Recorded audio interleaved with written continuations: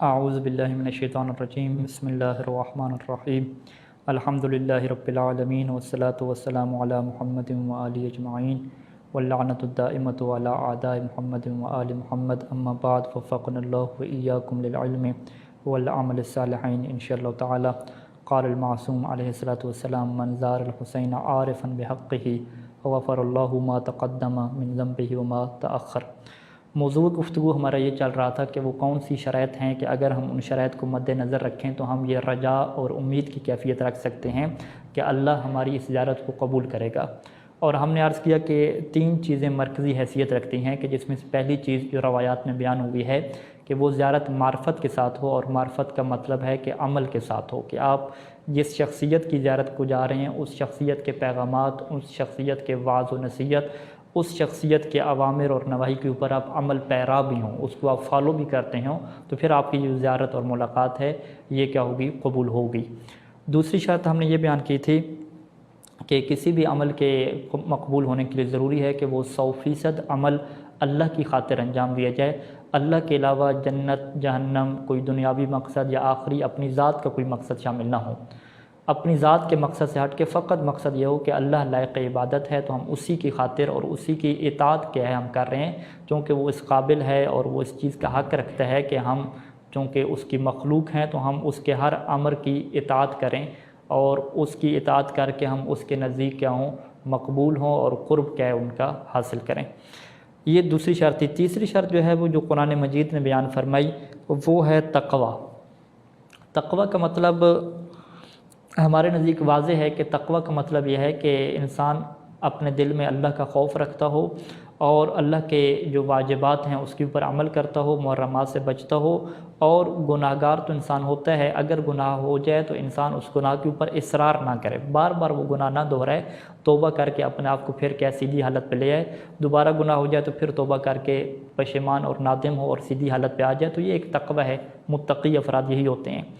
تو قرآن مجید نے پیغمبر اسلام کو یہ ارشاد فرمایا کہ اے اللہ کے رسول، آپ ان لوگوں کو حضرت آدم کے 2 بیٹوں کا قصہ پڑھ کے سنائیں۔ وَاتْلُ عَلَيْهِمْ نَبَأَ ابْنَيْ آدَمَ، آدم کے جو 2 بیٹے ہیں ان کا جو قصہ ہے وہ پڑھ کے سنائیں کہ ہوا کیا تھا کہ ایک کی جو اطاعت اور ایک کی جو عبادت تھی وہ اللہ نے قبول کی تھی اور دوسروں کی عبادت قبول نہیں کی تھی۔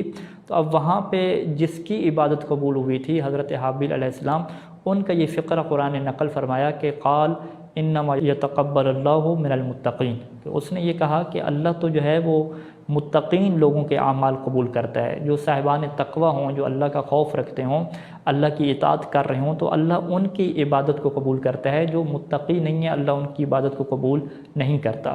تو اگر ہم زیارت امام حسین علیہ السلام کی طرف جا رہے ہیں تو ہمیں اپنے آپ کو متقی بنانا پڑے گا، ہمیں اللہ کی بارگاہ میں توبہ کرنی پڑے گی، تمام گناہوں سے معافی مانگ کے اپنی زندگی کو سدھار کے تقوی کی منزل پہ پہنچ کے جب ہم زیارت کی طرف جائیں گے اور بعد میں ہم تقوی کی حالت میں رہیں گے تو پھر ہماری وہ زیارت قبول ہوگی، وگرنہ یہ زیارت قبول نہیں ہوگی۔ یعنی ہمارے دین اسلام میں یہ کنسیپٹ نہیں ہے کہ انسان جو ہے وہ ساری زندگی گناہ کرتا رہے اور گناہ کرنے کے بعد زیارت امام حسین پہ جائے اور اس کے سارے گناہ دھل جائیں، پھر وہ دوبارہ کیا گناہوں کی زندگی کی طرف آ جائے۔ نہیں، بالکل اس چیز کا تصور تک موجود نہیں ہے، بلکہ وہ زیارت اس کی قبول ہی نہیں ہے۔ زیارت اس کی کب قبول ہوگی؟ کہ جب انسان متقی بنے گا، جب انسان صاحب تقوی ہوگا تو پھر وہ یہ امید رکھے گا کہ اس کی زیارت قبول ہوگی۔ اور قرآن مجید نے اس چیز کو بڑے واضح طریقے سے واضح فرمایا، اور یہ سورہ توبہ کی کچھ آیات ہیں 53 اور 54 اور 55 کہ جس میں یہ ذکر ہو رہا ہے کہ منافقین لوگ بھی عمل کرتے تھے، نماز بھی پڑھتے تھے، صدقات بھی دیتے تھے، زکوٰۃ بھی دیتے تھے، لیکن ان کی وہ جو عمل اور عبادت ہے وہ قبول نہیں کی جاتی تھی۔ لن یتقبل منکم، اور اللہ نے واضح طور پہ فرمایا تھا کہ قل انفقوا طوعا او کرہا، کہ تم چاہے جو ہے وہ اللہ کی اطاعت میں اور اپنی مرضی سے خرچ کرو یا مجبوری کی وجہ سے خرچ کرو، لن یتقبل منکم، تم سے یہ عبادت اور عمل قبول ہرگز نہیں کیا جائے گا۔ وجہ کیا ہے؟ انکم کنتم قوما فاسقین، کیونکہ تم تو فاسق لوگ ہو، تم تو گناہ کرنے والے لوگ ہو۔ تو اللہ واضح کہہ رہا ہے کہ جو فاسق ہوتا ہے چاہے وہ جتنا اچھا کام کرے اللہ اسے قبول ہرگز نہیں کرتا۔ تو یہ چیز ضروری ہے کہ جو کام کرنے والا ہو وہ متقی بنے، وہ فسق و فجور سے نکلے، فسق و فجور سے نکل کے تقوی کی منزل پہ آئے گا تو تب کیا اس کا عمل قبول ہوگا۔ اسی وجہ سے آیت اللہ سید سیستانی دامت ظلہ العالی اور دیگر فقہا جب نصیحت کرتے ہیں مشی کے موقع پہ زائرین کو نصیحت کرتے ہیں تو اس میں سے بنیادی نصیحت یہ ہوتی ہے کہ اللہ فی الصلاۃ، کہ اللہ کے لیے تم نماز کا خیال رکھنا، حجاب کا خیال رکھنا، پردے کا خیال رکھنا، اپنے اخلاق کا خیال رکھنا، کیونکہ اگر تم ان چیزوں کا خیال نہیں رکھو گے اور فاسق بن جاؤ گے، تقوی کی منزل سے نکل جاؤ گے، تو تمہاری زیارت پھر کسی کام کی نہیں ہے، وہ عمل اللہ قبول نہیں کرے گا۔ اور اس آیت کے 54 نمبر آیت میں فوراً ارشاد ہوا کہ وَمَا مَنَعَهُمْ أَن تُقْبَلَ مِنْهُمْ، کہ آخر وہ رکاوٹ کیا ہے، معنی کیا ہے کہ اللہ ان کے عمل کو قبول نہیں کرتا۔ تو قرآن مجید نے 3 رکاوٹیں ایسی بتائیں کہ جس کی بنیاد پہ منافقین کے عمل قبول نہیں ہوتے تھے۔ پہلی وجہ تو یہ ہے کہ کافروا باللہ وبرسولہ، وہ منافق تھے، وہ اللہ کے اوپر کیا ہے اور اللہ کے رسول کے اوپر ایمان ہی نہیں رکھتے تھے۔ دوسری وجہ کیا تھی کہ لا یأتون الصلاۃ الا وہم کسالى، کہ وہ لوگ نماز پڑھتے تھے، یہ نہیں تھا کہ بے نمازی تھے، لیکن وہم کسالى، نماز سستی کی حالت میں پڑھتے تھے۔ کسالى سستی کی حالت میں، دل نہیں چاہ رہا ہوتا تھا، نماز پڑھ رہے ہوتے تھے۔ تو قرآن مجید نے کہا یہ ان کی صفت تھی۔ اب ہم خود سوچیں کہ جو نماز پڑھتے ہیں اور سستی کی حالت میں پڑھتے ہیں تو اللہ بھی ان کی عبادت کو قبول نہیں کرتا۔ تو جو لوگ نماز ہی نہیں پڑھتے یا نماز پڑھتے ہیں تو نماز کو اہمیت نہیں دیتے، جلدی پڑھ لیتے ہیں، اپنے دل سے ایک بوجھ اتارنے کے لیے پڑھتے ہیں، سپیڈ سے پڑھتے ہیں، تو اللہ ان کے اعمال کو بھی قبول نہیں کرے گا۔ ہمیں چاہت سے، محبت سے، خلوص سے اور بڑے شوق سے کیا نمازوں کو ادا کرنا ہے۔ اور قرآن نے تو واضح کہا ہے کہ کچھ ایسے نماز پڑھنے والے بھی ہیں کہ نماز ان کے لیے ویل بن جاتی ہے، مصیبت بن جاتی ہے۔ وہ کون سے لوگ ہیں کہ جو اپنی نمازوں کو بھولے ہوئے ہیں؟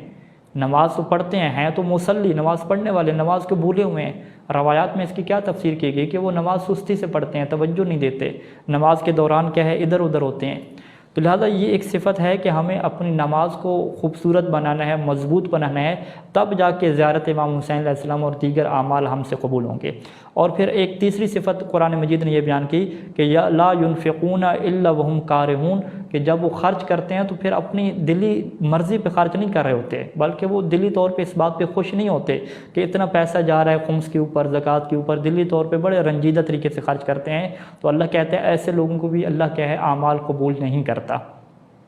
اور فوراً پھر خدا نے فرمایا کہ فلا تعجبک اموالہم ولا اولادہم، کہ تمہیں ان کی جو اولاد اور اموال ہیں یہ تمہیں تعجب میں نہ ڈالیں، تم ان کی وجہ سے فریفتہ نہ ہو جانا۔ کیونکہ دیکھیں انسان جب یہ دیکھتا ہے کہ بھی وہ لوگ تو نماز سستی کی حالت میں پڑھ رہے ہیں اور نیک کام بھی نہیں کر رہے، پھر بھی اللہ ان کو مال دے رہا ہے، اولاد دے رہا ہے، ہماری تو اولاد بھی نہیں ہے، بچے بھی نہیں ہو رہے، پیسہ بھی نہیں آ رہا ہمارے پاس، تو اللہ نے منع فرمایا کہ تمہیں ان کا جو اولاد ہے اور جو مال ہے یہ تمہیں تعجب میں نہ ڈالے۔ وجہ کیا ہے کہ وہ ہیں تو فاسق لوگ، برے کام کر رہے ہیں، ہم قبول بھی ان کی عبادت نہیں کر رہے، پھر بھی ہم انہیں دنیا کی نعمتیں دے رہے ہیں۔ وجہ کیا ہے؟ قرآن یہ فرماتا ہے کہ انما یرید اللہ لیعذبہم بہا فی الحیات الدنیا، کہ انہیں مال و دنیا دے کے اللہ یہ چاہتا ہے کہ اسی دنیا میں انہیں عذاب دے۔ اب یہاں پہ یہ سوال پیدا ہوتا ہے کہ دنیا انہیں دے دی، اولاد انہیں دے دی، دنیا اور اولاد دینے کے بعد، مال دینے کے بعد پھر سزا کیسی؟ اس زندگی میں اللہ کا عذاب کیسا؟ تو مفسرین نے لکھا کہ بالکل یہ عذاب ہے۔ ان کی اولاد ایسی ہوتی تھی کہ جو نافرمان بن جاتی تھی، خود والدین کے لیے مصیبت بن جاتی تھی۔ والد کہتے تھے کہ کاش یہ اولاد نہ ہوتی کہ جس کی وجہ سے مجھے یہ دن دیکھنا پڑا، یعنی اولاد تو ملی لیکن وہ کیا بن گئی؟ والد کی ٹینشن بن گئی۔ اسی طریقے سے ان کا مال بھی ہے۔ مال انسان کیوں حاصل کرتا ہے؟ تاکہ انسان کو سکون ملے، زندگی بڑے پرسکون طریقے سے گزرے، لیکن ان کا یہی مال ان کے لیے ذہنی ٹینشن کا سبب بن جاتا ہے۔ زیادہ مال ہونے کے باوجود بھی انہیں نیند نہیں آتی۔ آج کل کے دور میں ہم یہ دیکھتے ہیں کہ زیادہ مال ہونے کے باوجود مال کی فکر، دیگر پریشانیاں، مال کے چوری ہو جانے کا خطرہ، کیس کا خطرہ، کچھ اور ہو جانے کا خطرہ، نیند تک نہیں آتی، وہ لوگ گولیاں کھاتے ہیں۔ تو اللہ تعالیٰ نے یہ فرمایا کہ دیکھو یہ جو لوگ کافر ہیں یا گناہ گار ہیں یا جن کے اللہ اعمال قبول نہیں کرتا، ان کے پاس اگر زیادہ مال ہے تو تم اس کی وجہ سے تعجب میں نہ پڑنا، کیونکہ یہ اللہ اس سے چاہتا کیا ہے کہ انہیں دنیا میں عذاب دے۔ مال تو ان کے پاس ہے لیکن ان کے پاس سکون نہیں ہے، دلی سکون اور اطمینان نہیں ہے، وہ لوگ عذاب کی کیفیت میں ہیں، وہ لوگ پریشانی اور ٹینشن کی کیفیت میں ہیں۔ تو لہٰذا ان آیات سے ہمارے سامنے یہ چیز پیش آتی ہے کہ انسان کے عمل قبول ہونے کا یہ مطلب نہیں ہے، اور خصوصاً زیارت امام حسین علیہ السلام کے قبول ہونے کا یہ مطلب نہیں ہے کہ انسان کی دنیاوی حاجات پوری ہو جائیں، انسان کو مال مل جائے۔ نہیں، بعض اوقات انسان مال دیتا ہے ان لوگوں کو بھی کہ جو فاسق ہیں اور جن کا عمل بھی اللہ نے قبول نہیں کیا۔ مال کیوں دے رہا ہے؟ تاکہ انہیں مزید ٹینشن دے دنیا کی۔